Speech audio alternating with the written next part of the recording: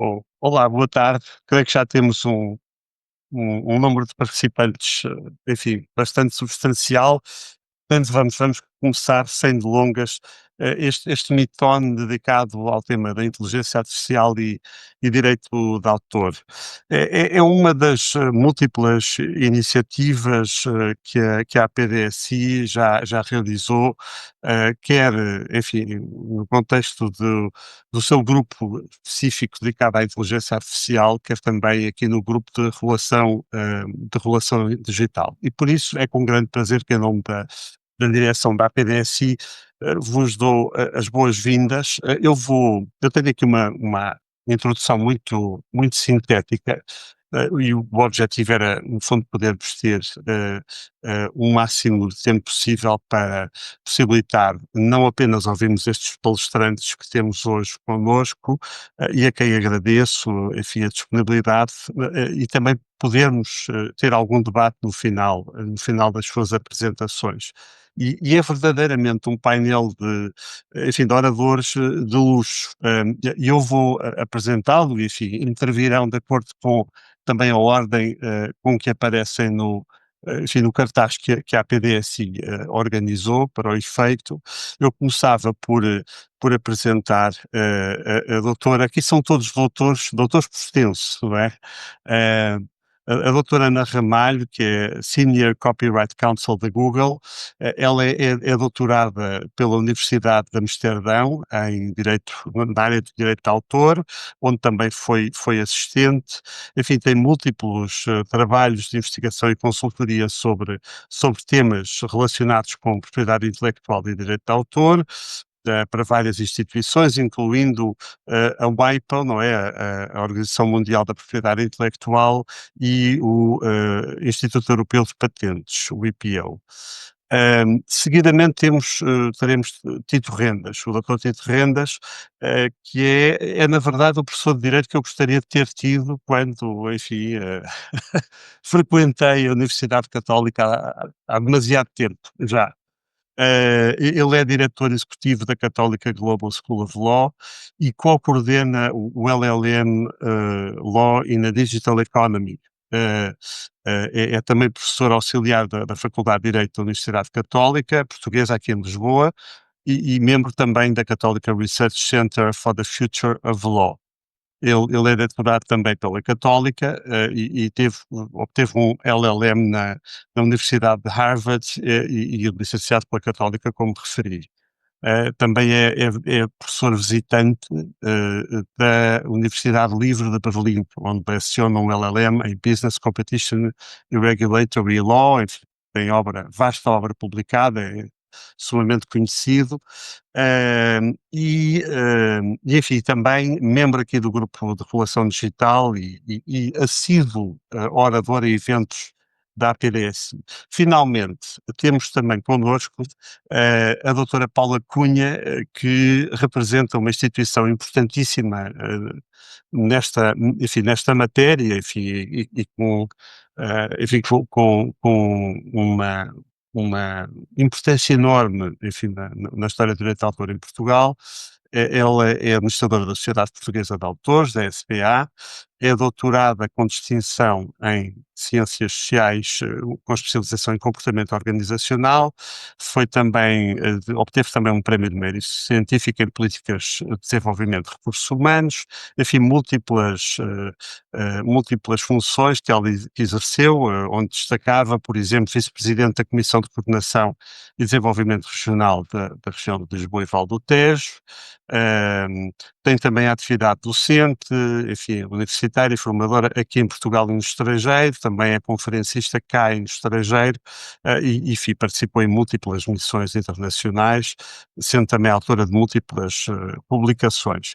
Enfim, creio que é enfim, um painel interessantíssimo. Vamos ter, em primeiro lugar, enfim, a doutora Ana Ramalho e o doutor Tito Rendas, e o Tito, e a doutora Paula Cunha depois poderá, no fundo, creio que vai ser interessante poder também comentar as intervenções anteriores, e, enfim, e termos ainda um bocadinho de tempo para podermos ter alguma discussão e questões do nosso auditório.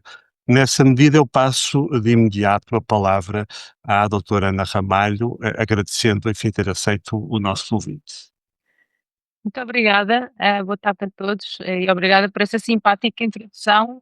Vou só tentar, eu penso que agora já sou host, já sou, ah, e portanto agora deixe-me, partilhar o meu ecrã. Penso que conseguem, toda a gente consegue ver?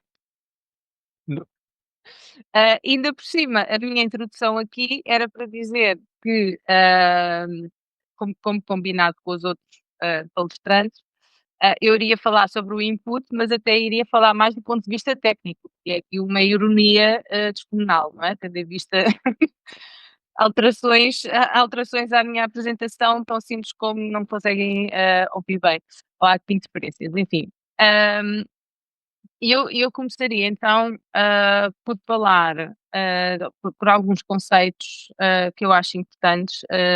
Aqui estamos aqui para falar da inteligência artificial e como, qual é o impacto, no fundo, em termos de regulação, mas em termos do direito de autor. E o que eu proponho aqui é darmos um pouco um passo atrás, e falarmos um bocadinho, antes de discutirmos, estas questões que são essenciais, falarmos um bocadinho da tecnologia que está, por trás e como é que se processa, no fundo, o emprego e o treino destes modelos. E antes ainda, começamos por esclarecer alguns conceitos, também, eh, que provavelmente todos vós já terão visto, ah, nomeadamente Deep Learning ou aprendizagem, profunda, que é uma técnica específica, de aprendizagem automática ou Machine Learning, e que é baseada em redes neurais. E a razão pela qual, eu quero começar por falar disto é que nós dizemos, muitas vezes, da parte também dos provedores de modelos de inteligência artificial, que uma máquina ou que um modelo de inteligência artificial aprende da mesma forma que um estudante humano, aprenderia. E a razão pela qual nós dizemos isto é, exatamente esta arquitetura, de aprendizagem automática e deep learning ou aprendizagem profunda, porque estas redes neurais, de que falei, usam, neurónios artificiais, se quisermos, são nódulos que são inspirados em modelos de neurónios cerebrais. Portanto, a aprendizagem profunda, no fundo, conecta estas múltiplas camadas desses neurónios, artificiais.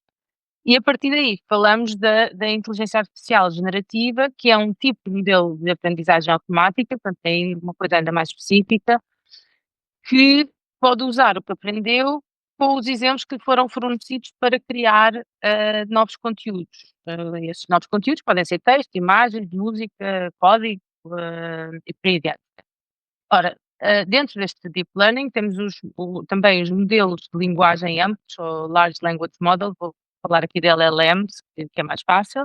São estes modelos de inteligência artificial generativa que podem prever palavras, por exemplo, que provavelmente virão a seguir, com base num prompt de um usuário e no texto que o modelo gerou até esse momento. Ou seja, porquê que eu estou a falar disto? Porque o modelo em si, a máquina, não está, a misturar, entre aspas, nenhuma imagem ou nenhum texto existente, como vou falar, mais pormenor a seguir. Portanto, os modelos de inteligência artificial generativa não são bases de dados, não são, sistemas determinísticos de recuperação de informações, porque não há cópias desses dados no modelo e já vamos ver o que é que há dentro do modelo. Ainda na parte dos conceitos que eu penso que são importantes para a discussão, a seguir, para o debate, é a questão da aprendizagem, como é que essa aprendizagem se processa. Temos aqui 3 técnicas,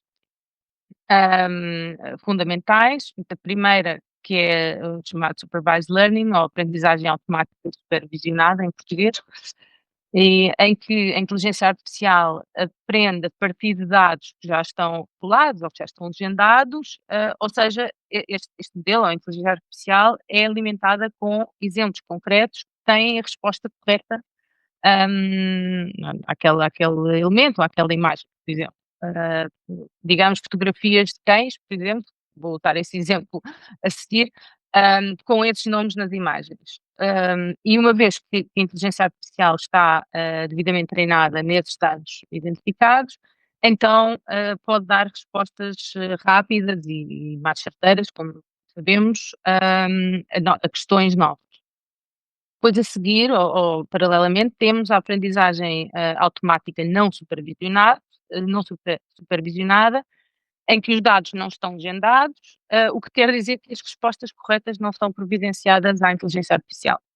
Por exemplo, no exemplo que eu dei, o sistema poderia apenas receber ordens, de descobrir como é a aparência de um cão e para isso iria à net com a ajuda de um motor de busca buscar fotos de cães para depois aprender quais são as características comuns a essas, imagens. E depois temos um terceiro método, que é a aprendizagem reforçada ou reinforced learning, em que a inteligência artificial toma as decisões livremente e um ser humano providencia o chamado sinal de recompensa em relação a cada decisão e esse sinal indicará então ao modelo de inteligência artificial se a decisão é boa ou má. E normalmente esta terceira técnica é combinada com as outras 2. Tendo em vista isto, e agora pegando na aprendizagem automática supervisionada, como um exemplo, para chegar a ter um modelo de aprendizagem automática que possa ser útil para algo, para o que nós queremos, necessitamos de treiná-lo com dados sobre o que quer que seja, queiramos que o modelo faça e cheguei aqui ao ponto pelo qual nós estamos aqui, relativamente à alimentação do modelo. Portanto, isto é um exemplo simplificado de treino, de aprendizagem supervisionada, que usa, como eu disse, os dados populados, neste caso um pelotão, e este sistema é um sistema, específico, que se destina a identificar se uma imagem é um cão ou não é um cão.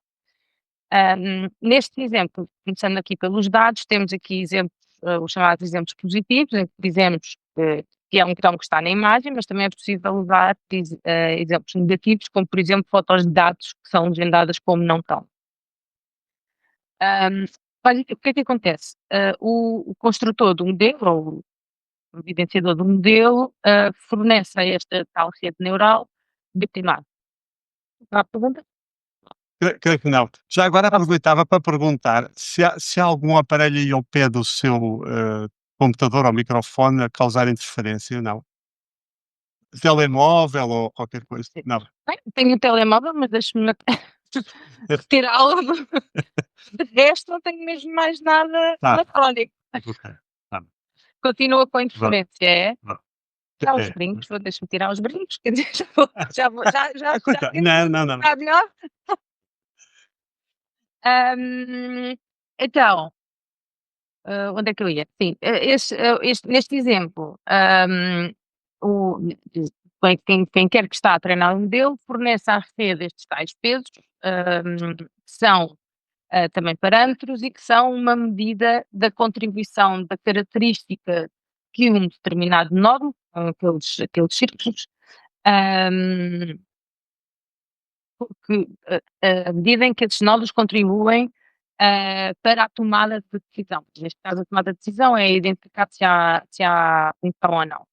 Ou seja, vamos dizer, olhando aqui para a imagem, orelhas pontiagudas, que é a segunda ali, a segunda à direita, no topo, tem um peso de 0,2 na decisão de se é um cão ou não. E a cada passagem de treino, esse peso dessa característica, por exemplo, irá ser ajustado. Por exemplo, o modelo irá ver que afinal não é 0,2, é 0,1, 0,30, não interessa.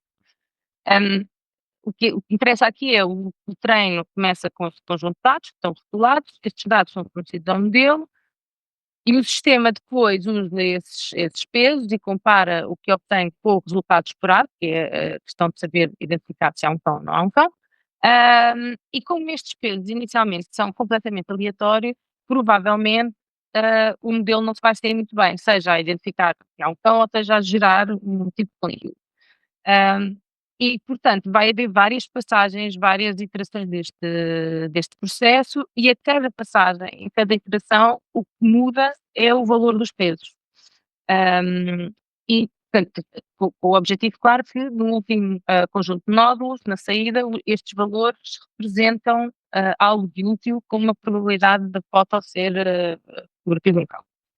Portanto, em resumo, o treino, a aprendizagem, é um processo de atualização destes pesos ou desses parâmetros para que o modelo forneça um resultado otimizado, ou seja, o modelo em si mesmo é composto por uma série destes pesos ou parâmetros e de funções que estão organizados numa determinada estrutura, sendo que cada peso e cada função representa uma probabilidade que foi aprendida, aqui com aspas, durante o treino. É nesse sentido que eu digo que não há cópias de treino no modelo. O que há efetivamente dentro do modelo são 3 elementos, são a informação sobre o input, ou sobre os dados, mas não os dados em si mesmo, uma função, matemática e uma probabilidade. E isto é o que constitui um modelo. Agora, olhando mais em pormenor, para esta, digamos, habilitação do modelo, é isto que acontece. Portanto, primeiro a entrada, por exemplo, no exemplo do texto, é dividida em pequenos pedaços, no caso do texto é palavras, sílabas, no caso de imagens ou de sons, podem ser fragmentos da imagem ou pequenos cheiros de som, mas aqui no nosso exemplo é texto. Hum, e, e são divididas nestas pequenas partes e nós essas partes chamamos de token, que é provavelmente também já ouviram essa palavra. Pois, cada um destes, tokens está associado, a um vetor, ou seja, a uma lista de números, no fundo, que serve para codificar de alguma forma o significado dessa palavra ou dessa sílaba ou dessa parte. Portanto, se pensarmos nos vetores como se fossem coordenadas, as palavras com significados, que se relacionam entre si ou semelhantes tendem a aparecer em vetores que estão próximos uns dos outros, nesse espaço. Temos aqui, por exemplo, no exemplo da direita, que rei e rainha estão relacionados de alguma forma, assim como rainha e mulher também estão relacionados. Isto é o que se passa nesta fase. E esta sequência de vetores, esta sequência de números, depois passa por outra operação, que é também conhecida como bloco de tensão, e é isto que permite que os vetores comuniquem entre si e passem informação de um lado para o outro para atualizar os valores de tais pesos, que eu falei antes. Dando um exemplo concreto deste bloco de atenção, attention block, por exemplo, o significado da palavra modelo da frase machine learning model, portanto, modelo de aprendizagem automática, é diferente do significado da palavra modelo na frase modelo de modo. E é o bloco de atenção que é o responsável por descobrir quais as palavras, em qual contexto e qual é o significado e como é que esses significados se devem relacionar e se devem atualizar. E finalmente, depois, esses vetores passam por um tempo diferente de operação, dependendo da fonte que está a ler, pode chamar perceptron multicamadas, e aqui os vetores não conversam propriamente entre si, todos passam pela mesma operação em paralelo, ou seja, é um bocadinho como fazer uma longa lista de perguntas sobre cada vetor e depois atualizá-la com base nas respostas a estas perguntas. Agora, esta brevíssima explicação, de machine learning, de aprendizagem automática dos modelos, mostra-nos então como os modelos de inteligência artificial estão vocacionados para aprender e não para copiar conteúdos. É de aprendizagem por parte da máquina, mas é uma aprendizagem que falamos aqui e não de uma cópia ou de um armazenamento de dados. Depois disto tudo, o processo repete-se, basicamente, até que, no final, a esperança, é que todo o significado essencial, de uma determinada passagem, neste caso do texto, tenha sido, de alguma forma incorporado no último vetor, da sequência. E é a partir daqui que se, produz a distribuição de probabilidades sobre todos os tokens, os tais pedaços de texto, possíveis. E com distribuição de probabilidades, e estamos a falar aqui de texto, o que eu quero dizer é que quando há um prompt do utilizador, neste caso, provou completa esta frase, o Splutter e eu somos tão bons amigos que frequentemente, completamos e depois a primeira inferência, que é a probabilidade mais alta, acabamos as frases uns um do outro. E a segunda inferência, que é a segunda probabilidade mais alta, é acabamos as refeições um do outro. Isto foi o que o modelo aprendeu lendo milhares e milhares de data points de texto, e por aí adiante. Agora, há alguma o que eu penso que é um ponto importante, alguma aleatoriedade, e variação incorporadas, no código, e é por isso que não obtemos a mesma resposta de um chatbot, como o ChatGPT, por exemplo, se todas as vezes portanto, os modelos procuram, ou as aplicações, neste caso, procuram respostas que pareçam plausíveis e que pareçam naturais, e que correspondam aos dados que foram, treinados. Portanto, não é sempre que um modelo ou um bot, ou uma aplicação vai escolher a palavra mais provável que vem a seguir, ou a frase, ou o texto, que seja, mas sim a segunda ou a terceira.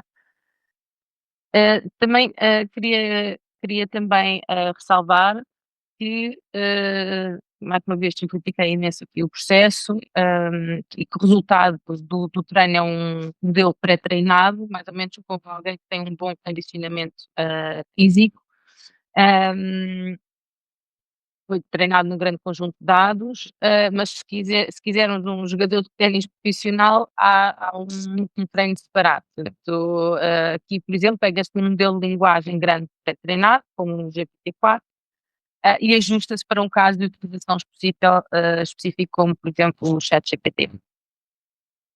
Vou passar aqui só esta parte da qualidade dos dados, só para falar um bocadinho do direito de autor, e das implicações que nós vemos. E a primeira questão que eu penso que se põe, e penso que deveria ser debatida, é se o treino, de acordo com o que vimos aqui, é um uso consultivo, que é uma noção muito anglo-saxónica, mas que no fundo ah, reverte para a noção de reprodução relevante em direito de autor. Porque se não há cópias no modelo, então será que podemos falar de uma reprodução relevante em direito de autor? E isto é uma questão prévia. E em termos de exceções aplicáveis, eu dei aqui o exemplo do treino, do modelo, mas, aqui a questão é, há muitos modelos diferentes, muitos treinos, já vimos que há 3 técnicas de aprendizagem diferentes, e portanto não é sempre que todas as exceções se apliquem a todos os modelos. Por exemplo, há certos modelos que podem, basear-se mais em atos de solução temporária, que é uma exceção ao direito de autor, e há outros que se podem fazer valer da exceção de prospeção de texto e dados. Neste caso temos 2 tipos de exceção, um para determinadas entidades, como organismos de investigação, instituições responsáveis pelo património cultural, e aí estamos no artigo 3º. Claro que, vindo da Google, esse artigo não é aplicável, é mais o artigo 4º, em que há de facto a possibilidade de fazer prospecção de texto e dados se o titular de direito, de um determinado conteúdo, não tiver reservado essa prospecção, essa utilização, de uma forma adequada, a qual deveria ser por leitura óptica no caso de conteúdos online. Portanto, como seja, robots.txt, sobre o qual também, poderei falar na parte do debate. E eu penso que há aqui, várias, questões, que surgem, mas algumas que gostaria de deixar, que é por causa destas espécies diferentes de inteligência artificial e modelos de machine learning, há diferentes tipos de uso e também, diferentes tipos de exceções potencialmente aplicáveis. O modelo em si mesmo é um conjunto de pesos e de funções, não é uma base de dados, não existem cópias, dos dados de treino e, portanto, eu penso que a questão do uso consultivo e do uso relevante é um debate que deveria, ser tido com seriedade. E passando aqui a bola ao Tito, em que, o output, por causa deste treino e da forma como isto acontece, o output ou a inferência, se quisermos, é, no fundo, a resposta estatisticamente mais provável, baseado nesse conhecimento aprendido, durante o treino e para o output passo aqui, a batata quente, ao Tito. Obrigada.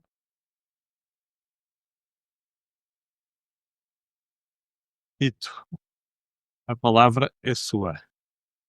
Ora, muito obrigado. Hum, eu agradeço à Ana, mas a batata quente neste momento da discussão está, na verdade, nas mãos da Ana e não tanto nas minhas. Mas antes de mais, deixem-me agradecer à PDSI e, em particular, ao Luís, o simpático convite para estar aqui e agradecer também aos membros da audiência. Há seguramente coisas muito mais interessantes para se fazer numa terça-feira à noite, mas enfim, fizeram a escolha imprudente de estar aqui a assistir a esta nossa conferência e por isso, obviamente, agradecemos. Ora, deixem-me só então partilhar os meus slides. Uh, a batata, como a Ana dizia, foi de facto muito bem passada, porque vamos começar com um exemplo que ilustra precisamente esta última ideia que a Ana estava a transmitir. Eu, normalmente, quando falo sobre este tema, e em particular quando falo com os meus alunos, começo com um exercício. É um exercício que requer alguma interação e que requer que eu seja mauzinho e interpele as pessoas diretamente. Ora, tendo em conta a distância e o facto de estarmos aqui via Zoom, essa interação é um bocadinho mais difícil, portanto eu vou, de certa maneira, simular o exercício que costumo fazer com os meus alunos. E o exercício que visa ilustrar uma ideia que é hoje em dia uma ideia bastante básica, bastante evidente, é um exercício simples e que tem por base estas 15 imagens que aqui vêm. E provavelmente alguns de vós saberão a resposta a à questão que vos vou colocar. A questão é a seguinte: temos 15 imagens, 14 das quais, 14 destas pinturas foram criadas por um ser humano, aliás, já falecido, mas bastante conhecido. Uma destas imagens foi criada por ou com um grau muito relevante de assistência de um sistema de inteligência artificial. E aquilo que eu pergunto aos meus alunos é qual destas imagens é que foi criada pelo tal sistema de inteligência artificial. E as respostas são invariavelmente as seguintes, os palpites são invariavelmente os seguintes. Primeiro, apontam para esta, identificando um padrão de luz diferente da iluminação que caracteriza as demais pinturas. Segue-se depois, normalmente, esta, porque a figura da pessoa retratada surge numa posição diferente, significativamente mais velho, com bastantes rugas na cara, portanto, difere das demais. E depois, normalmente, apontam para este, provavelmente alguns destes três exemplos, para aqueles de vós que não conhecem esta pintura criada por um sistema de inteligência artificial, provavelmente terão também arriscado estes palpites. Este terceiro tem a ver com, enfim, a indumentária, os acessórios, o bigode, toda a figura é uma figura distinta. Ora, se olharmos para estes três casos, percebemos que aquilo que os meus alunos estão a fazer quando dão estes palpites é precisamente procurar a expressão em inglês, não me ocorre a expressão em português, a expressão em inglês é o odd one out, aquele que se distingue por ser diferente da média que resulta dos demais, não é? Procurar aqueles que se diferenciam, que se destacam por serem diferentes dos demais. Ora, se tivermos em conta aquilo que a Ana acabou de explicar acerca da forma como estes modelos são treinados e aprendem, percebemos que de facto esse raciocínio é um raciocínio errado, não é? Porque o palpite devia ser procurar aquele que reflete uma espécie de média dos demais, não é? E a resposta correta é esta que aqui encontram. Ora, trata-se de um exemplo que já tem alguns anos, ainda antes do surgimento e da popularidade que atingiu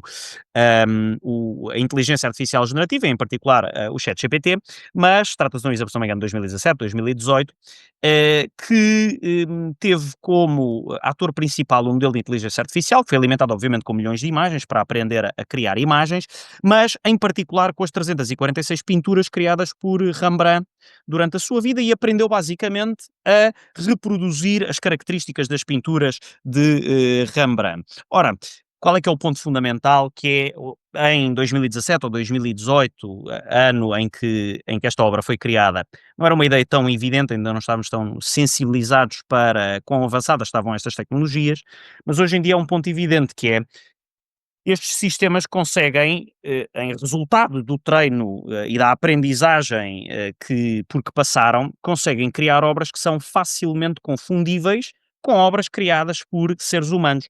Obras em relação às quais nós não hesitaríamos minimamente em reconhecer a proteção do direito de autor, caso tivessem sido criadas por seres humanos. A única razão que nos leva a hesitar a reconhecer essa proteção jurídica é precisamente o facto de terem sido criadas por sistemas de inteligência artificial, ou pelo menos com um grau limitado de intervenção de seres humanos. Ora, a questão que nós vamos discutir nos próximos minutos, e eu prometo tentar não ser muito maçador com aqui os detalhes jurídicos, é precisamente essa de saber se estas obras podem ser protegidas por direito de autor. Há várias questões, como certamente sabem, há várias questões que se situam no cruzamento entre inteligência artificial e direito de autor. Aquela que foi no início a mais controversa foi precisamente esta, da suscetibilidade de proteção destas obras pelo direito de autor. Hoje em dia, seguramente, e por isso é que dizia a Ana que a batata quente estava nas mãos dela, hoje em dia, seguramente, pelo menos a avaliar pelo número de ações intentadas, pelo menos em algumas jurisdições, a questão mais controversa é de saber se a utilização de obras pré-existentes para fins de treino destes modelos se constitui uma violação, utilização não autorizada, obviamente, se constitui uma violação dos direitos de autor ou não. Mas vamos falar agora dessa questão posterior, que é de saber se, uma vez criadas, estas obras podem ser protegidas pelo direito de autor. Ora, a resposta a esta questão, e é aqui que me torno ligeiramente mais maçador ou aborrecido, a resposta a esta questão depende, obviamente, da análise dos requisitos de proteção do direito de autor, que, enfim, são vários, mas o principal desses requisitos é o requisito da originalidade. Dito de outra maneira, todos os ordenamentos jurídicos, ou pelo menos todos os ordenamentos jurídicos com os quais estou familiarizado, exigem para que uma obra possa, enfim, aceder à proteção do direito de autor, exigem o preenchimento do requisito da originalidade. As más notícias são as de que são muito poucos os instrumentos, os diplomas, que densificam esse conceito, que nos dão dados normativos ou pistas normativas sobre o significado desse conceito. Há alguns aspectos que são mais ou menos, se não mesmo inteiramente consensuais na jurisprudência e na doutrina. Eu dou alguns exemplos. Obviamente que para uma obra ser considerada original, não pode ser uma cópia de uma obra anterior, naturalmente, não é? Se for uma cópia de uma criação anterior, não será considerada original, toda a gente concorda com isto.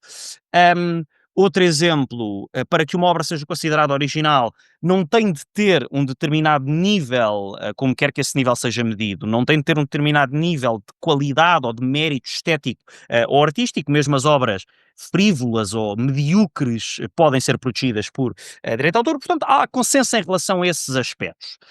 Um, Essas questões preliminares. Mas, quanto ao significado do requisito, ou seja, o que é que tem de estar verificado para que uma obra possa ser considerada original, não há grandes pistas dadas nos principais diplomas. Aquilo que eu vou fazer é um contraste entre a forma como esse conceito tem sido densificado de um lado do Atlântico, deste nosso lado, na União Europeia, e do outro nos Estados Unidos, para depois percebermos, dando alguns exemplos, alguns casos práticos, se quiserem, para depois percebermos como é que devemos abordar esta questão de saber se as obras criadas por sistemas de inteligência artificial podem ser, ou se preenchem o requisito de originalidade. Ora, olhando para o estado da questão na União Europeia, nós temos algumas diretivas, 4 em particular, que se referem ao conceito de originalidade.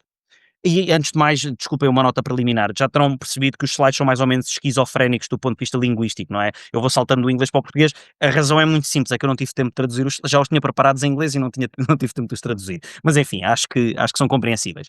Ora, temos nessas diretivas referências muito escassas que definem uma obra original como uma obra que é o resultado da criação intelectual própria do autor. E vocês dizem, bom, se o conceito de originalidade era vago, isto talvez seja um bocadinho menos vago, mas continua a ser um conceito bastante, ou uma definição bastante vaga e indeterminada. Ora, perante essa indeterminabilidade do conceito, aquilo que aconteceu foi o Tribunal de Justiça da União Europeia intervir e ele próprio começar, numa linha jurisprudencial já bastante longa, mas que teve início em 2009, com esse acórdão que encontram aí referido, o Infopac, a harmonizar ou densificar, harmonizando por essa via, o conceito de originalidade. E basicamente aquilo que nos veio dizer ao longo, ou que nos tem vindo a dizer ao longo dessa longa linha de acórdãos, é que para que uma obra seja considerada original, tem de ter havido a oportunidade da parte do criador de exercer alguma liberdade criativa. Dito de outra maneira, tem de ter podido fazer escolhas livres e criativas que permitiram ao autor, de certa maneira, imprimir ou transmitir o seu toque pessoal à obra. O tribunal já nos disse também quando é que isso não acontece. Não acontece quando, por exemplo, um determinado domínio da criatividade está tão limitado por regras ou por constrangimentos técnicos que não permite o exercício dessa liberdade. Enfim, que não haja ilusões, não é? Em qualquer domínio da criatividade nós obedecemos a determinadas regras. Quando estamos a escrever um livro ou um artigo, o que quer que seja, obedecemos a regras de gramática, de sintase, etc. Não se trata de não existir regras, trata-se dessas regras não esmagarem a liberdade do criador. Portanto, é isto que resulta, em traços com um pincel muito grosso, não é? Em traços muito largos, aquilo que resulta da jurisprudência do Tribunal de Justiça da União Europeia. A orientação nos Estados Unidos era bastante diferente, até um acórdão que foi proferido em 1991, esse Feist Publications que encontram, o SCOTUS é Supreme Court of the United States, o Supremo Tribunal dos Estados Unidos, que nessa decisão de 1991 veio reafirmar aquele princípio de base, que é, para uma obra ser considerada original, tem de resultar de uma criação independente, não pode ser a cópia de uma obra pré-existente, mas tem também de haver um mínimo de criatividade, uma espécie de faísca criativa, que o Tribunal não define muito bem, mas isto tem de haver um mínimo de criatividade. O que é que disse isto? Disse isto a propósito de um caso que se prendia com páginas amarelas, listas telefónicas. É trágico dar este exemplo hoje em dia aos meus alunos, porque alguns deles, se não mesmo a maioria, já não sabem o que são páginas amarelas. Uma coisa muito utilizada nos anos 80 e 90, e espero eu que os membros da audiência se lembrem das páginas amarelas, os meus alunos já não se lembram.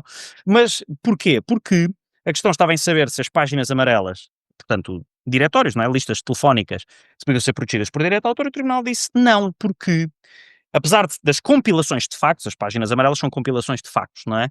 Mas apesar das compilações de factos poderem ser protegidas, só podem ser protegidas se a compilação obedecer a um determinado critério criativo, que revele criatividade. Ora, só há uma e apenas uma maneira de organizar uma lista telefónica, que é por ordem alfabética. Podemos dividi-la até por regiões, mas dentro de cada região só há uma maneira de organizar, que é por ordem alfabética. Caso contrário, se utilizarmos algum outro critério, a utilidade da lista telefónica desaparece completamente. Portanto, veio dizer o Tribunal, aqui não existe essa tal faísca criativa. Ora, avançamos no tempo até 2023 e até decisões que têm vindo a ser proferidas tanto pelo US Copyright Office, no âmbito das suas funções, e também por tribunais nos Estados Unidos, que têm vindo a negar proteção a obras criadas por sistemas de inteligência artificial, nomeadamente em casos tiveram origem na figura do Dr. Steven Thaler, provavelmente já ouviram falar do senhor Steven Thaler, que enfim, é uma pessoa que tem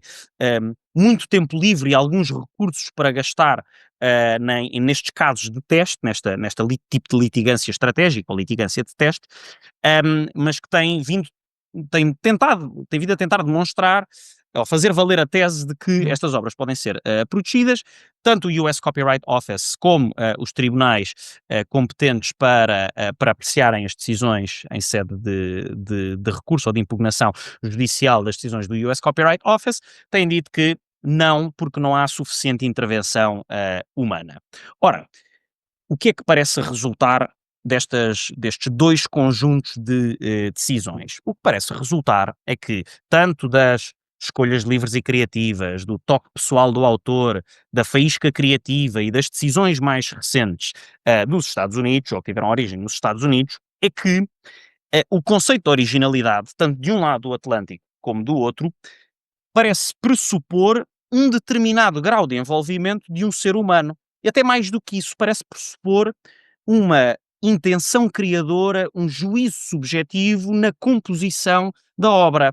Atenção, isto não significa que o ser humano tenha de fazer todas as escolhas ou que tenha de controlar todas as variáveis que determinaram ou que não pode sequer haver intervenção de um instrumento tecnológico. Isso, no limite, levar-nos-ia a dizer que uma fotografia não pode ser protegida por direitos de autor, porque há intervenção, porque a execução criativa é da responsabilidade, entre aspas, de um instrumento tecnológico. Ora, não é isso que se exige, mas o que se exige, ou o que se parece retirar destas duas linhas jurisprudenciais, é que hum, as escolhas feitas pelo ser humano mais próximo da execução criativa têm de estar refletidas na composição da obra. Sendo que essas escolhas, como os tribunais têm vindo a dizer também, podem ser feitas em diferentes fases do processo.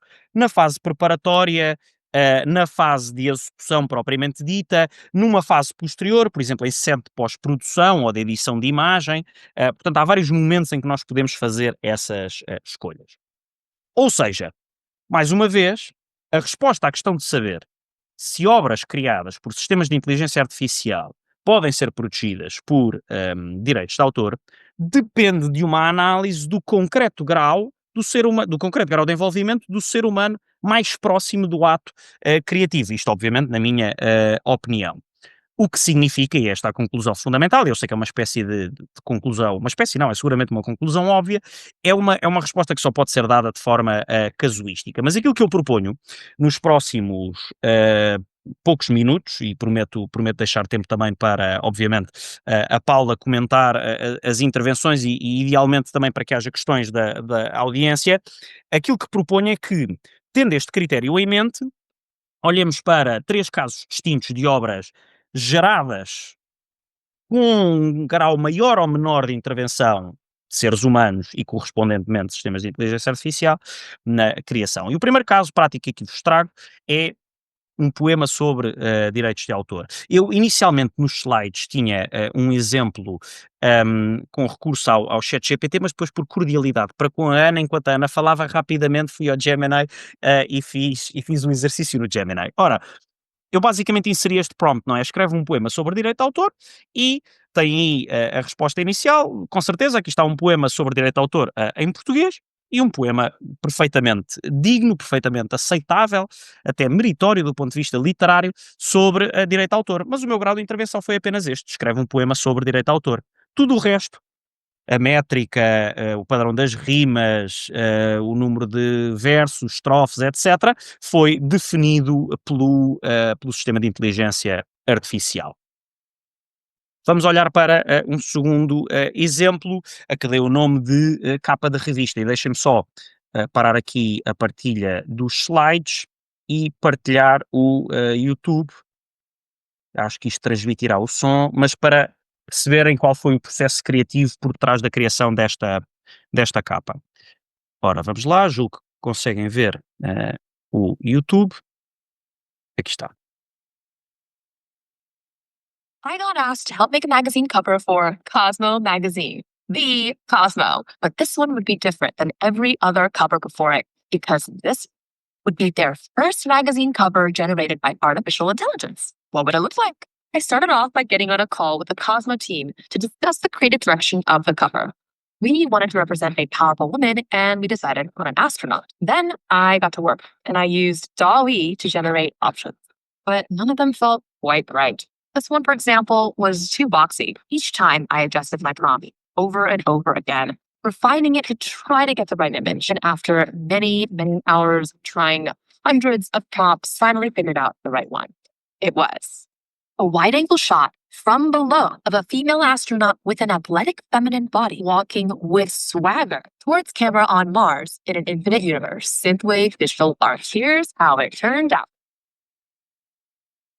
Ora bem, regressando aqui aos slides, qual é que é a diferença entre este caso e o caso anterior? Há uma diferença óbvia que é, no primeiro caso eu pedi um output de texto, não é? Um output literário, digamos assim. No segundo caso, os editores da Cosmopolitan pediram um output gráfico. Ora, para além dessa diferença, há uma outra significativa e que me interessa aqui explorar, que é o nível de interação com o sistema foi muito diferente num caso e no outro. No primeiro exemplo, eu inseri apenas um prompt, uma iteração apenas com o sistema. No segundo exemplo, conforme viram pela descrição que é dada no vídeo, houve múltiplos prompts que foram sendo continuamente refinados em equipa, num conjunto de escolhas livres e criativas que, com um grau maior de probabilidade, pelo menos, poderão merecer a proteção do direito de autor, ao contrário daquilo que acontece, acho eu, no primeiro exemplo. Deixem-me dar-vos agora um terceiro e último exemplo, recorrendo a uma ilustração infantil criada pelo maior artista cá de casa, que é o meu filho, que está ali, provavelmente neste momento a indagar-se porque é que eu estou a falar dele no contexto de trabalho, mas tem aqui um desenho criado pelo meu filho, de 6 anos, uma verdadeira obra de arte, como podem ver, mas aquilo que eu fiz foi carregar este desenho no ChatGPT e inserir este prompt, ou dar estas instruções ao sistema. Como podem ver, são instruções mais ou menos detalhadas e depois eu não sei se é a prática da ABDSI ou não, mas Luís, se tiverem curiosidade, os participantes, e quiserem fazer isto em casa, eu posso partilhar os slides ou partilhar o prompt com os inscritos, mas é um prompt relativamente detalhado, mas que pede essencialmente que o sistema converta aquela imagem numa representação 3D realista. Depois tem um conjunto de instruções, mas basicamente foi isto. Eu carreguei a imagem, inseri este prompt e aquilo que aconteceu foi esta imagem transformou-se nisto. Eu achei isto verdadeiramente bestial e agora fazemos isto todos os dias em casa. Trago aqui outros exemplos, simplesmente para aqueles que tiverem filhos e se quiserem entreter-se em casa, poderem fazer o mesmo. Portanto, o resultado é de facto extraordinário. Mas, voltando àquilo que nos interessa, que é o seguinte, o que é que nós temos aqui? Temos um grau significativo de intervenção de um ser humano no plano gráfico, cria uma imagem de base e um grau significativo de intervenção de outro ser humano na construção de um prompt relativamente detalhado, bastante mais detalhado do que escreve um poema sobre direito de autor. Ora, de que maneira, ou o que é que eu quero transmitir com estes 3 exemplos? Que, julgo eu, a melhor maneira de pensar sobre estes casos é imaginando uma espécie de contínuo, não é? Ou uma espécie de espectro de probabilidade, em que num ponto do espectro temos aqueles casos em que há um grau de intervenção humana, mas um grau de intervenção humana de tal maneira limitado em que as escolhas do ser humano não estão refletidas de forma clara ou de forma causalmente explicável na obra que é criada. É o meu primeiro exemplo. Escreve um poema sobre direito de autor. O poema podia ter uma expressão completamente diferente daquela que me foi dada pelo Gemini. No segundo exemplo, já houve um grau de interação maior, portanto, a probabilidade da resposta à questão de saber se a obra pode ser protegida aumenta, e o mesmo se diga acerca deste terceiro exemplo. Concluo com alguns desenvolvimentos mais recentes que visam dar-vos conta da maneira como os tribunais mundo afora têm andado a responder a esta questão, que parece ser também mais ou menos nesta linha. Temos 2 ou 3 decisões já relativamente conhecidas em diferentes países, precisamente sobre esta questão. Uma delas tem origem na República Checa, de 11 de outubro de 2023, em que um tribunal em Praga, um tribunal de primeira instância em Praga, negou proteção a uma obra criada com recurso a este prompt que aqui encontram. A imagem é essa que encontram aí do lado esquerdo do slide. O prompt é de facto um prompt enfim, não muito detalhada, em que se pede uma representação visual de duas partes num negócio ou num contrato a apertar as mãos num cenário mais ou menos formal. Portanto, enfim, mais uma vez, a expressão da imagem podia ter contornos completamente diferentes se outra pessoa qualquer ou noutra ocasião qualquer nós inseríssemos exatamente o mesmo prompt.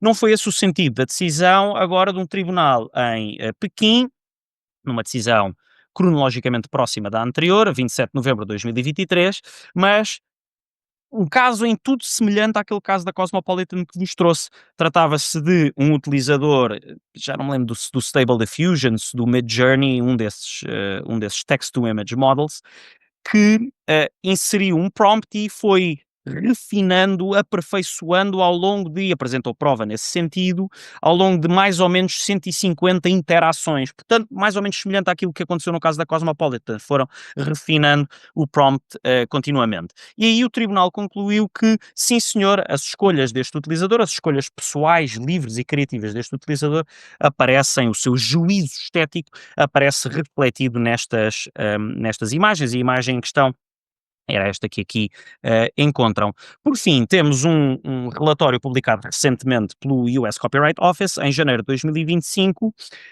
O US Copyright Office parece adotar uma posição mais restritiva, parece entender, não, digo expressamente, que prompts de texto apenas não são, por mais detalhados que sejam, não podem justificar a atribuição de proteção sobre os outputs gerados, com resultado nesses prompts, mas chega a uma conclusão fundamental, que a mim me parece ser a conclusão certa e evidente, é que a proteção de obras criadas por sistemas de inteligência artificial, ou a resposta a essa questão, só pode ser dada analisando o caso concreto.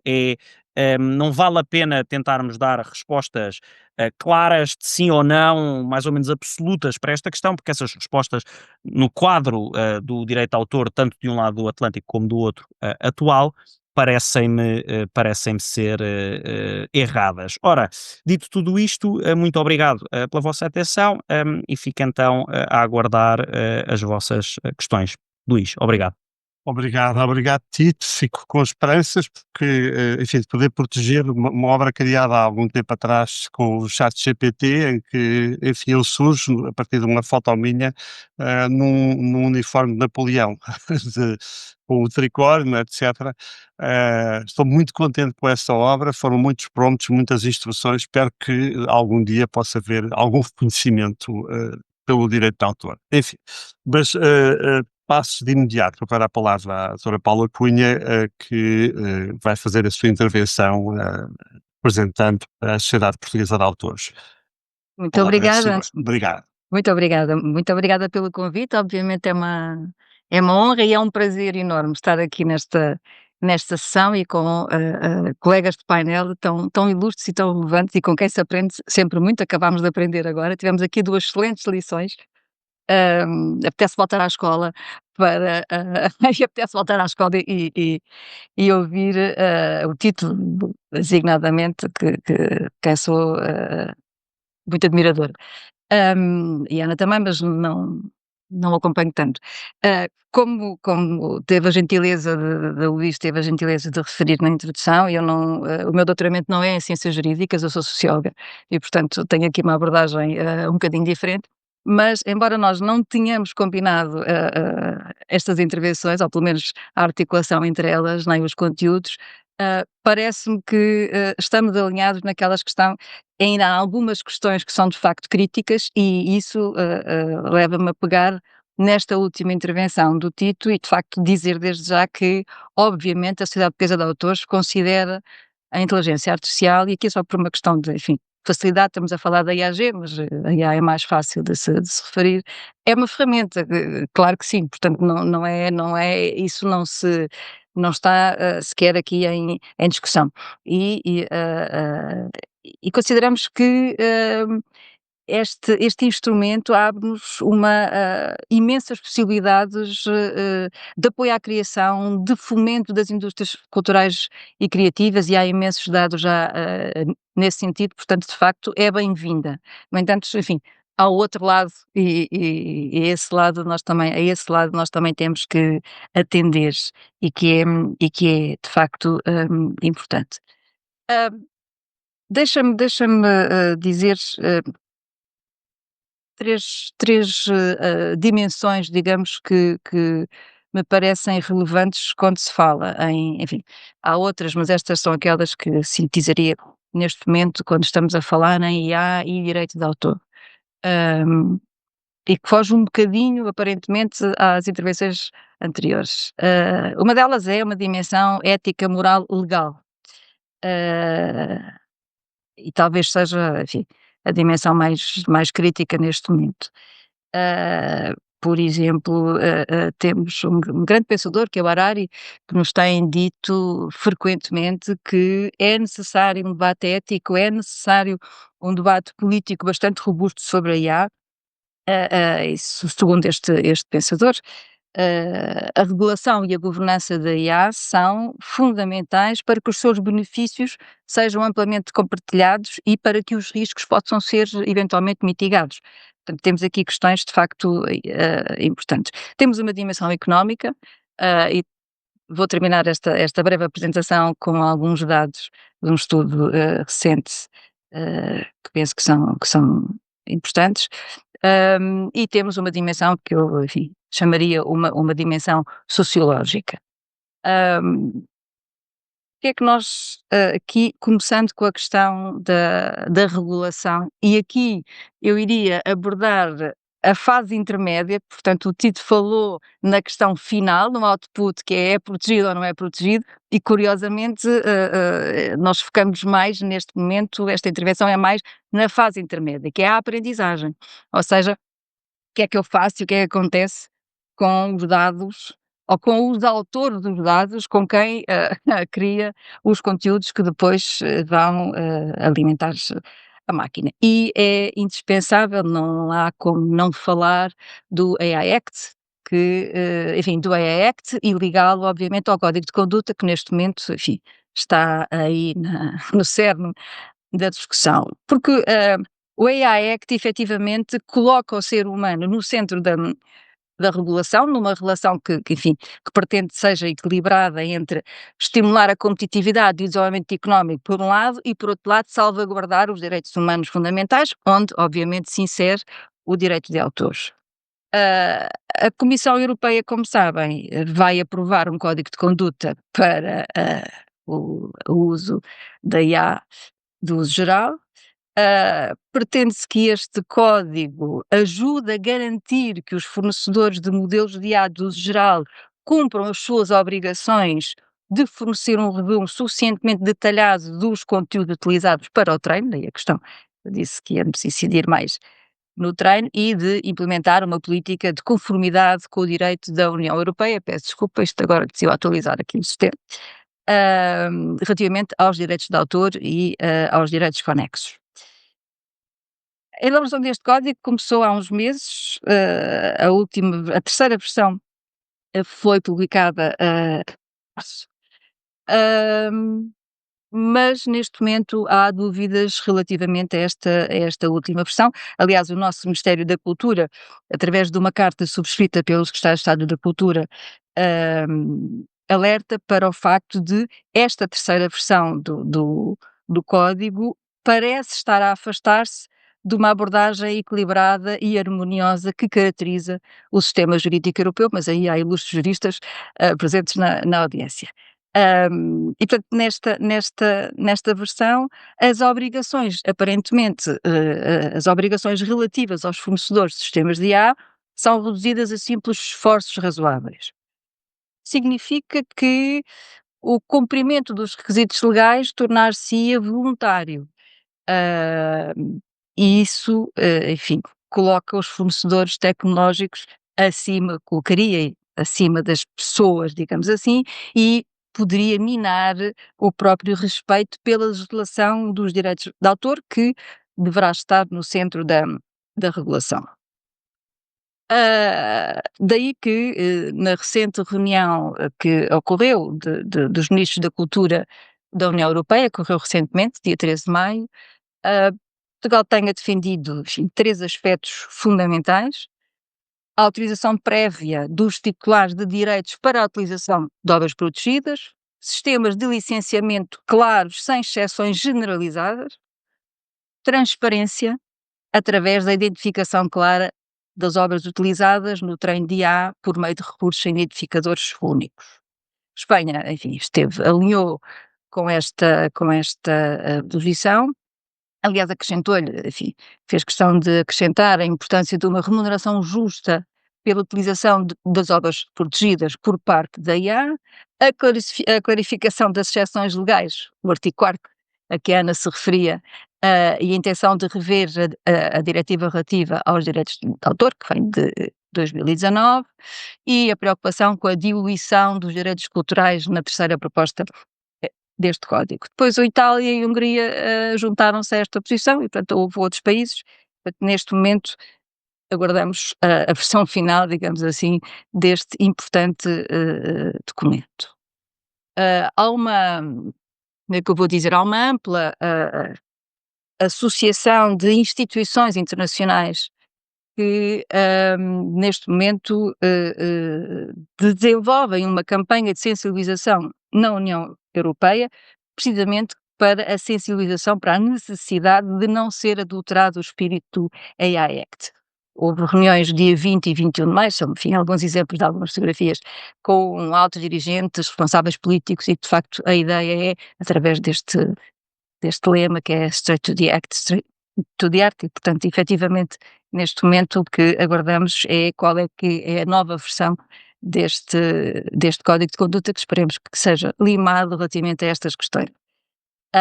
Enfim, isto era só uma graça, mas há muitas pessoas e nós somos muito confrontados com isso, com a questão da regulação e o excesso da regulação, e a regulação, enfim, os problemas que traz, e esta era uma graça só para lembrar esta frase do Janis Jarjar, que por graça ele diz, é por termos criado as regras de condução rodoviária que podemos conduzir e viajar em segurança. Significa que o facto de nós termos regulação não é isso que, ao contrário de algumas vezes, vai matar ou vai dificultar a criatividade e as indústrias criativas. Vou passar, porque o tempo está rápido, a parte sociológica. Queria-me focar nestes dados económicos que me parecem, pelo menos, relevantes. Não sei se todos têm conhecimento, se não, mas creio que são interessantes. Foi promovido muito recentemente pela Confederação Internacional das Sociedades de Autores do Mundo, realizado por uma empresa de consultores, a PMP Strategy, um estudo económico muito interessante sobre o impacto económico da IAG na música e no audiovisual. E traz-nos dados de facto muito importantes. Claro que nós aqui, enfim, não nos podemos esquecer que as indústrias europeias criativas, com base intensiva em direito de autor, contribuem com cerca de 7% do PIB e, enfim, e asseguram cerca de 17 milhões de empregos. Este estudo incide em três níveis. O tamanho do mercado, ou seja, qual será o tamanho do mercado das produções musicais e audiovisuais geradas por IA em 5 anos, portanto até 2028, qual será a perda da receita associada para os criadores até 2028 e quais serão as receitas dos fornecedores de serviços de AG até 2028. E o que é que nós temos? As receitas previstas dos provedores de AG com música em 2028 estima-se que sejam de 4 mil milhões. Ali está a BIP, porque aquilo é uma tradução em português do Brasil, e no português do Brasil, como sabem, não há mil milhões, há milhões, não é aquela tradução literal. Agora, estamos ainda na música. O valor do mercado dos resultados de AG na música em 2028 terá alcançado um valor anual de 16 mil milhões. Ah, essa penetração de mercado dos resultados gerados por IAG pode pôr em risco 24% das receitas dos criadores de música até 2028, chamado fenómeno da canibalização, e as receitas dos fornecedores de IAG com música podem atingir cerca de 4 mil milhões de euros em 2028, dobram em média a cada ano. O que é que nós aqui temos? Os resultados acumulados da IAG em música terão um valor de 40 mil milhões em 2028. Até 2028, a música gerada por IA representará cerca de 20% das receitas das plataformas tradicionais de streaming de música e cerca de 60% das receitas das bibliotecas de música. A perda acumulada para os criadores até 2028 está estimada na casa dos 10 mil milhões de euros. E as receitas dos provedores estão estimadas em 8 mil milhões acumuladas. Portanto, na música são os dados que nos chegam. E vou terminar, vou ser muito breve. No audiovisual, os resultados dos conteúdos totalmente gerados por IA devem atingir sensivelmente um valor de 48 mil milhões de euros até 2028. O uso generalizado de ferramentas de IA e AG ao longo do processo de produção de obras audiovisuais pode colocar 21% da receita dos criadores em risco até 2028.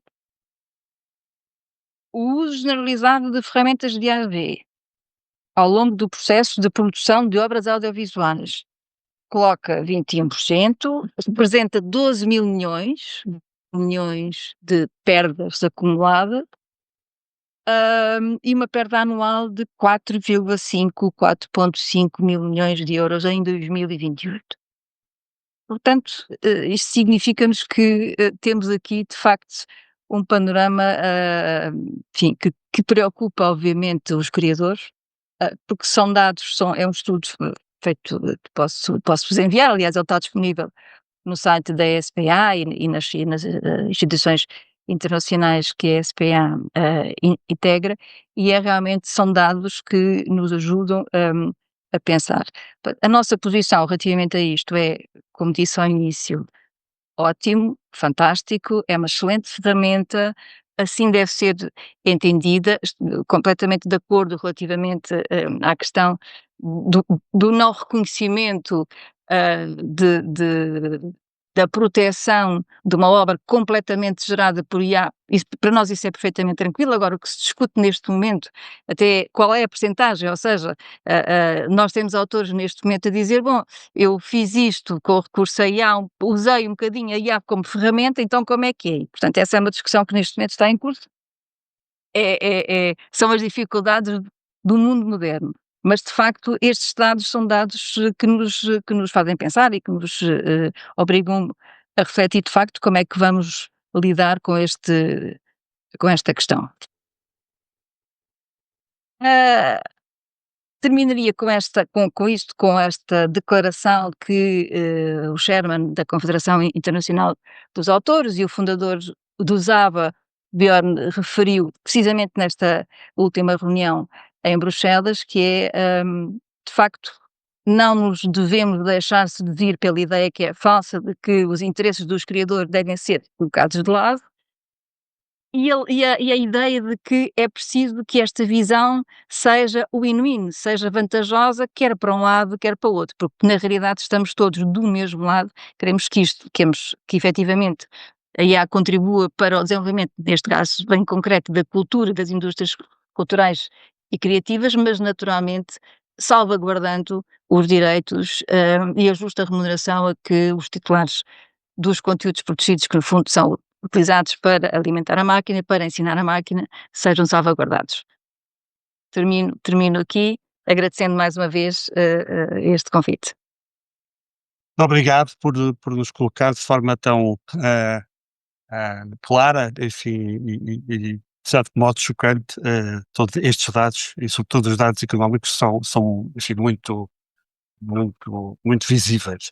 Hã, eu agora acho que devemos ter aqui algum tempo para caso haja questões, perguntas, hã, ou pelo chat ou então se alguém se quiser manifestar, peço que o faça, temos aqui um bocadinho de tempo, afinal não vamos, enfim, não vamos aproximar-nos demasiado da hora do jantar, mas, já agora eu pegando na referência que fez, a doutora Paula Cunha a esta reunião, este encontro de ministros da cultura em 13 de maio, muito recente, em que se manifestaram, enfim, pelo consentimento à autorização prévia dos titulares de direitos, sempre que, enfim, no que toca à alimentação dos modelos de IA, com obras protegidas, eu recordo-me que há muito pouco tempo, o Tito também falou no US Copyright Office, eu há muito pouco tempo, ou seja, há coisa de um mês, foi demitida a diretora do US Copyright Office por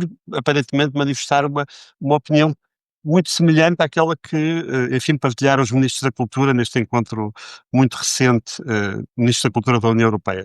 E aproveitava já agora para obter um comentário dos nossos oradores sobre a possibilidade de estar a existir alguma, enfim, uma divergência transatlântica no modo como olhamos para aquilo que são princípios básicos do direito de autor. Eh, mas a Ana tem Ana quer intervir. Não, não. Não, não. Foi primeiro, então. Relativamente a essa questão da demissão, quero só fazer um pequeno esclarecimento que ela não foi demitida porque fez o relatório. Ela fez o relatório, e por isso é que o relatório está em draft e não é um relatório final, já vendo e sabendo que essa situação iria existir. Eu penso que relativamente à questão que o Luís colocou, não podemos tirar muitas ilações relativamente a um paralelo a uma divergência por uma questão muito simples. São dois sistemas jurídicos completamente diferentes. Sem dúvida. E olhando agora para os Estados Unidos e para a questão do fair use, há vários processos pendentes nos Estados Unidos, como sabem, uns 30 e qualquer coisa, já perdi a conta. São esses processos que irão determinar a aplicação, ou eu deveria dizer os termos da aplicação da cláusula de fair use a determinados factos, porque o fair use é uma exceção ao direito de autor, muito dependente dos factos. E portanto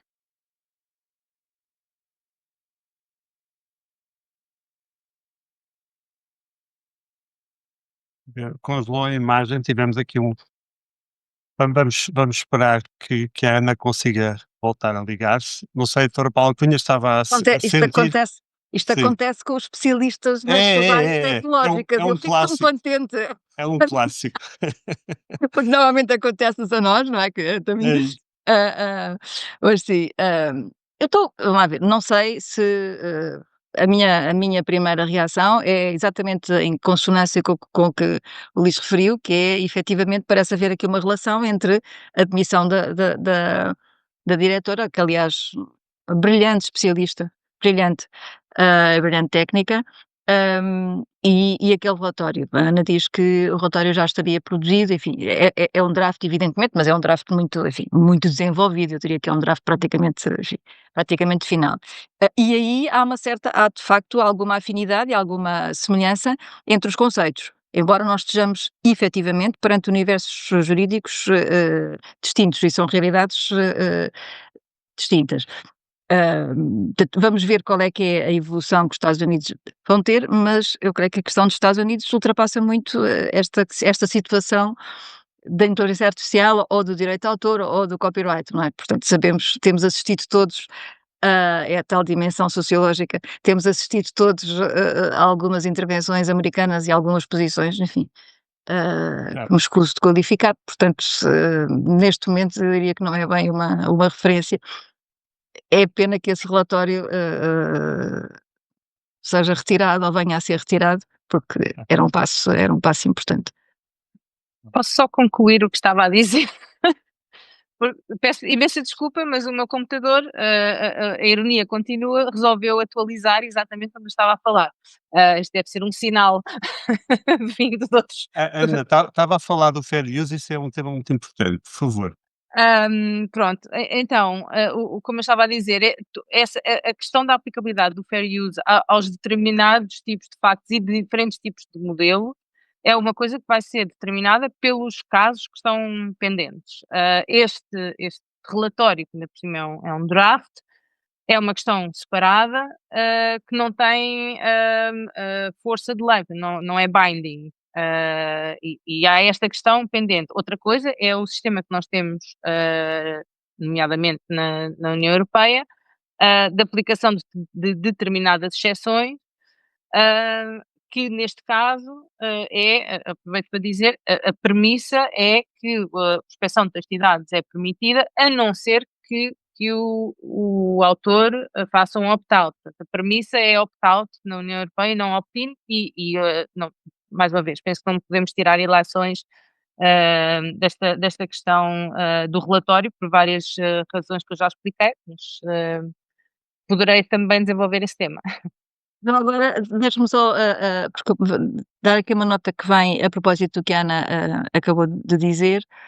O opt-out está a ser efetivado através das entidades de gestão coletiva que representam os titulares de direitos e, portanto, é isso que está a ser feito. É uma informação pública de que efetivamente, se recorre, ao opt-out. É só para já agora complementares, efetivamente, não é o autor, não é o titular de direitos individualmente, mas é a sua entidade de gestão coletiva a quem ele mandatou, justamente para isso.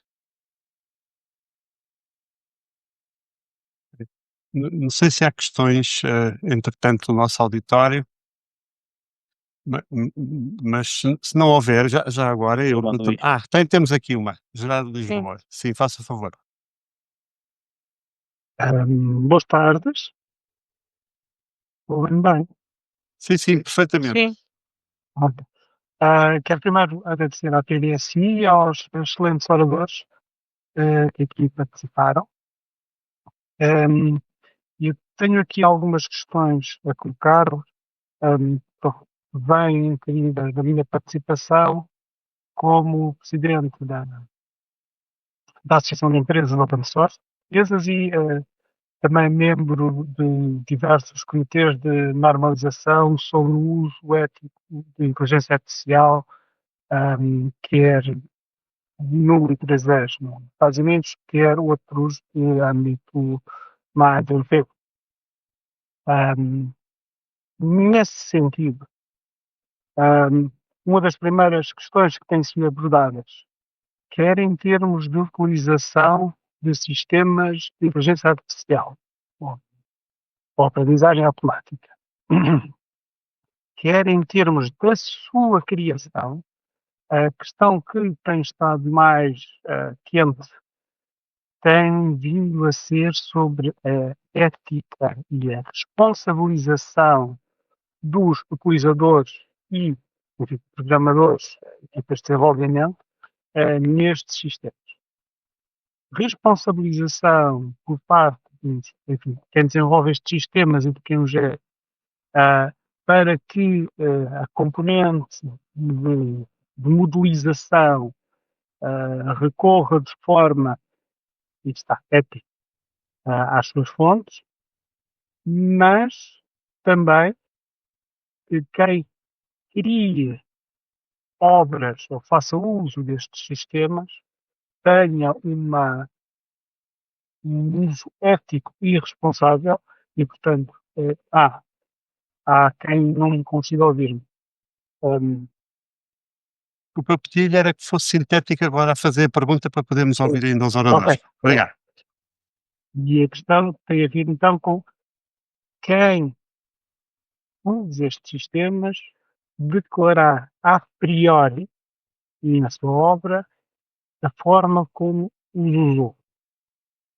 Hum, Isto tem a ver com, por exemplo, em termos de publicações científicas, em que começa a ser aceita a utilização destas ferramentas, desde que devidamente identificado o seu uso e o seu âmbito.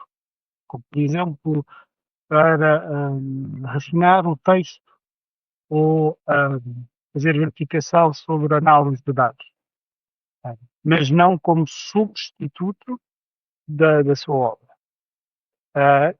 E, portanto, eu gostava de ter aqui um pequeno enquadramento da parte dos oradores sobre estas questões que não foram realmente interpretadas, porque quando colocamos isto dentro de um enquadramento mais legal, regulatório, torna-se mais claro os limites ahm, sobre os quais temos que nos guiar. Ok, obrigado. Não sei qual de vós quer comentar. Luís, Tito, força. posso? Obrigado.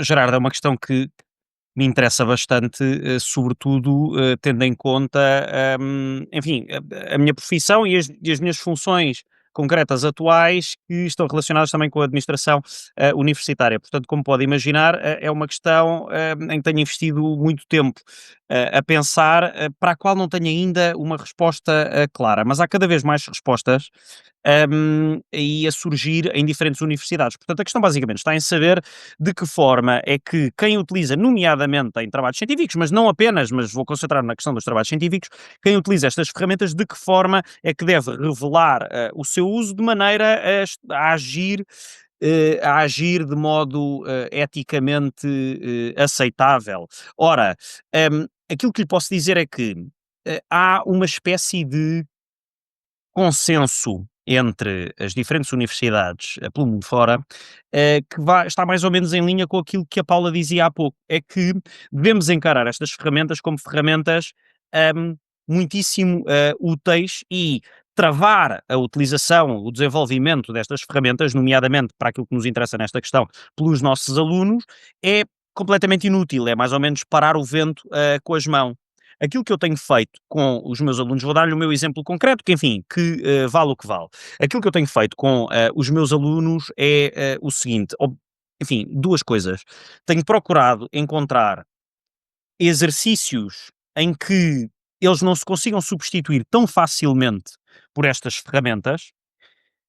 Essa é a primeira estratégia. A segunda estratégia é nas instruções do exercício académico, e isto é uma prática que tem vindo a surgir em diferentes, a ideia não é obviamente original minha, mas tem vindo a surgir em diferentes regulamentos de diferentes universidades, que é, sempre que estas ferramentas são utilizadas, devem ser utilizadas, aliás, como o próprio Gerardo indicava, não para substituir o trabalho substantivo, intelectual, daquele que deve ser o autor do trabalho, mas, nomeadamente, para fins de assistência. De que é que estamos a falar quando falamos de fins de assistência?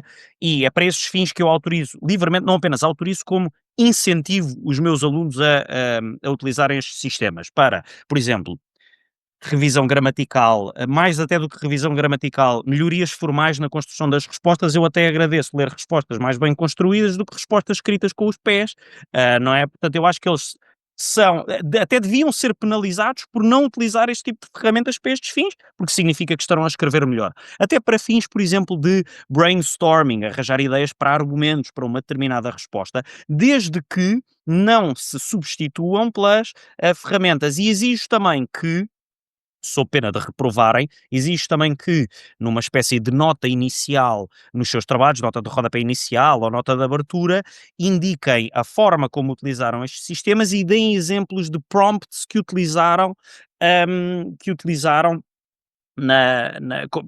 ou inseriram nestes sistemas, para eu próprio perceber também, este é um trabalho que se vai fazendo com o tempo, não é? Para eu próprio começar a perceber de que maneira é que eles estão a utilizar estes sistemas e se andam a fazê-lo de maneira, digamos assim, esperta ou inteligente, ou então de maneira estúpida. E que trabalho é que nós temos de fazer com os nossos alunos, que serão as próximas gerações de criadores, para fazer com que eles utilizem estes sistemas de maneira inteligente. Mas isto para lhe dizerem, não há respostas muito claras, mas a tendência parece ser no sentido de permissão de utilização destas ferramentas, mas com determinados limites.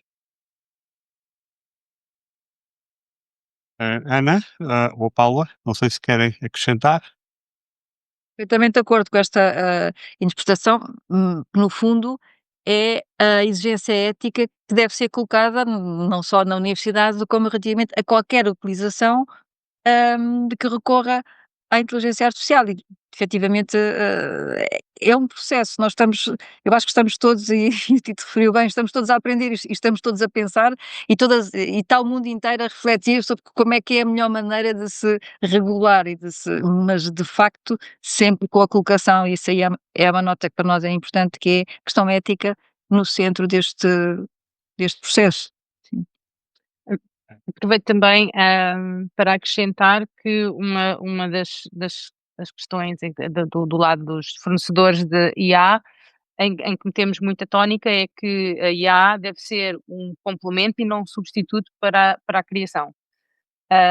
E nesse sentido já há, isto do ponto de vista, enfim, de policy, mas do ponto de vista técnico já há ferramentas também para identificar isso. Temos o SynthID, por exemplo, que consegue identificar, obviamente, se for um conteúdo gerado por uma das nossas ferramentas, consegue identificar se o conteúdo foi gerado por IA e não. Portanto, há formas técnicas também de se modular, digamos assim, estas ferramentas de forma a que, de facto, façam aquilo para a qual foram criadas, que é uma ferramenta, e não um substituto para a criatividade.